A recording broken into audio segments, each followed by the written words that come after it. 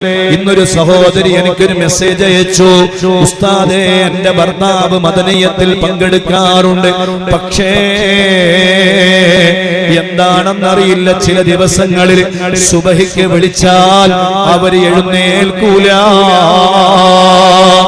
എന്നാൽ ഞാൻ എന്റെ മദനീയ കുടുംബങ്ങളോട് ഏത് ഓൺലൈൻ പരിപാടികളിൽ പങ്കെടുക്കുന്നവരായാലും അവരോടെല്ലാവരോടും വളരെ ഗൗരവത്തോടുകൂടെ ഓർമ്മപ്പെടുത്തുകയാണ്.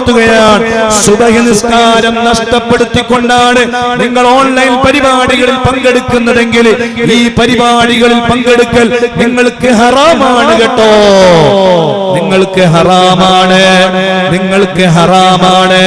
സുബഹി നിസ്കാരം നഷ്ടപ്പെടുന്നതിന് ഈ ഓൺലൈൻ പരിപാടികൾ, അത് ഏത് ഓൺലൈൻ പരിപാടിയായാലും നിങ്ങൾക്കത് കാരണമാകുന്നുവെങ്കിലേ നിങ്ങൾ ഈ ഓൺലൈൻ പരിപാടികളിൽ പങ്കെടുത്തിട്ട് സുബഹിക്ക് നേരത്തെ എഴുന്നേൽക്കാതെ സുബഹി നിസ്കാരവും ഖളാക്കി നിങ്ങൾ നിസ്കാരത്തെ നഷ്ടപ്പെടുത്തുകയാണെങ്കിൽ നിങ്ങൾക്ക് ഈ പരിപാടിയിൽ പങ്കെടുക്കൽ അനുവദനീയമല്ല, അത് ഹറാമാണ്.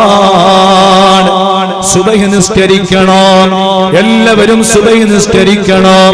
അതേ, നമ്മുടെ മദനിയത്തിൽ പങ്കെടുക്കുന്നവരായാലും മറ്റ് ഏത് ഓൺലൈൻ പരിപാടികളിൽ പങ്കെടുക്കുന്നവരായാലും കൃത്യമായി സുബഹി നിസ്കരിച്ചു കൊള്ളണം.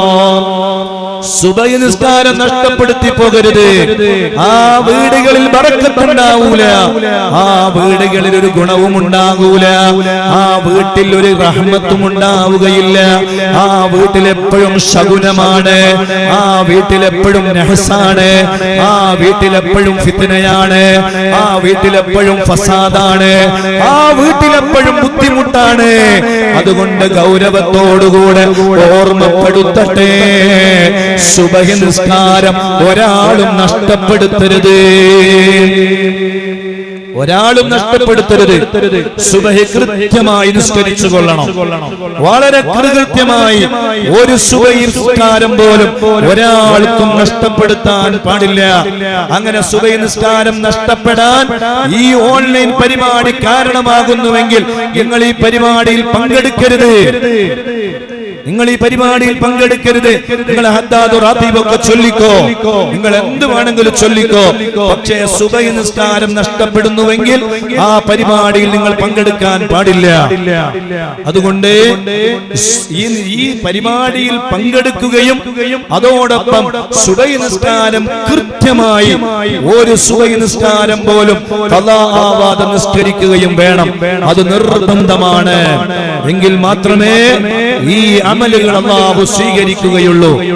അല്ലാതെ ഹദ്ദാദ് റാത്തീബും ചൊല്ലി അസ്മാഉൽ ഹുസ്നയും ചൊല്ലി സുബഹിന് ബാങ്ക് കൊടുക്കുമ്പോ കിടന്നുറങ്ങിയാൽ ഈ ഹദ്ദാദ് ചൊല്ലിയത് വെറുതെയാണ്, ഈ അസ്മാഉൽ ഹുസ്ന ചൊല്ലിയത് വെറുതെയാണ്, അല്ലാഹു ഖബൂൽ ചെയ്യുകയില്ല.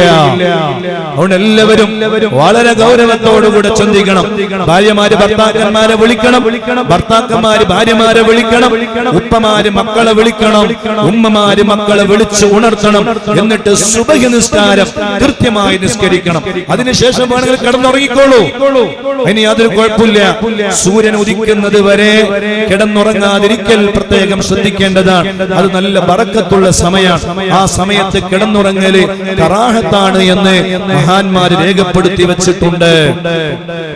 അല്ലാഹു നമുക്ക് ഖൈർ ചൊരിയട്ടെ. ഞാൻ എന്തിനാണ് ഇത് പറഞ്ഞത്? ഖുത്ബി മുഹമ്മദ് മുസ്ലിയാർ ഖദ്ദസല്ലാഹു സിർറഹുൽ അസീസ് മഹാനവറുകൾ സുബഹി നിസ്കരിക്കാൻ വേണ്ടി വരുമ്പോ അന്ന് ധരിക്കുന്ന പുതിയ വസ്ത്രം അത് സുബഹി നിസ്കാരത്തിന് വേണ്ടി ധരിക്കുമത്രേ. അവരൊക്കെ നിസ്കാരത്തോട് കാണിച്ച ബഹുമാനവും ആദരവും എത്രമാത്രം വലുതാണ് എന്ന് ഓ എന്റെ മദനീയ കുടുംബങ്ങളെ നമ്മളെല്ലാവരും മനസ്സിലാക്കണം, നമ്മളെല്ലാവരും ഉൾക്കൊള്ളണം. എന്ന് മാത്രമല്ല, കൂട്ടത്തിൽ ഒരു കാര്യം കൂടി പറയാം.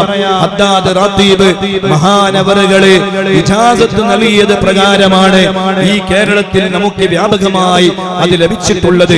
ബഹുമാനപ്പെട്ട ശൈഖുനാ സുൽത്താനുൽ ഉലമയിൽ നിന്ന് മദനിയത്തിന്റെ 100ാമത്തെ മജ്ലിസിൽ നമ്മളെ ഹദ്ദാദിന്റെ ഇജാസത്ത് വാങ്ങിയിട്ടുണ്ട്. ഉസ്താദ് അവർക്ക് ആ ഇജാസത്ത് കൊടുത്തത് ബഹുമാനപ്പെട്ട വലിയ മഹാനായ ആ ചാപ്പനങ്ങാടി ബാപ്പു ഉസ്താദാണ്. അല്ലാഹ് അതുപോലെ തന്നെ വേറെയും ഒരുപാട് മഹാന്മാരിൽ നിന്ന് ഉസ്താദിന് ലഭിച്ചിട്ടുണ്ട്. അവർക്ക് കിട്ടിയത് ബഹുമാനപ്പെട്ട ഖുത്ബി ഉസ്താദിൽ നിന്നാണ്. അങ്ങനെ അത് ചെല്ലുമ്പോ അതൊക്കെ നമുക്ക് ലഭിച്ചിട്ടുള്ളത് ഖുത്ബി തങ്ങളിൽ നിന്ന് തന്നെയാണ്. അതുകൊണ്ട്